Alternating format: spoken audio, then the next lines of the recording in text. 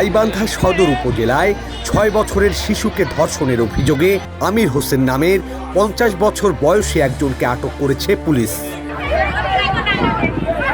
বুধবার সকাল 11টার দিকে উপজেলার ভেড়ামারা এলাকার চাইনিজ রেস্টুরেন্টের ম্যানেজার আমির আলী ভুক্তভোগী ওই শিশুকে ডেকে নিয়ে ধর্ষণের চেষ্টা করে।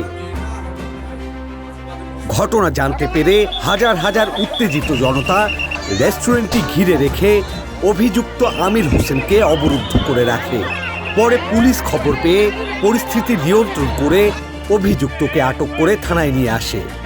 লোকজন তাকে মারধরও করেছে। আমরা সেখানে ঘটনাস্থলে দ্রুত অফিসার ইনচার্জ এবং আমি আমাদের ফোর্স নিয়ে দ্রুত আমরা মুভ করে উপস্থিত হয়ে দেখতে পাই যে একটা লোককে তারা মারধর করে এই যে ভেড়ামারা চাইনিজ রেস্টুরেন্ট এর মধ্যে আটকে রেখেছে। তো আমরা পরিস্থিতি আসলে খুবই উত্তপ্ত ছিল। আমরা তাকে নিরাপদে এই আমাদের হেফাজতে নিয়ে এসেছি।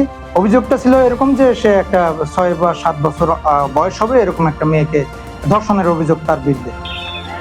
উত্তেজিত জনতা রেস্টুরেন্টটি ভাঙচুর করে আগুন ধরিয়ে দেয়।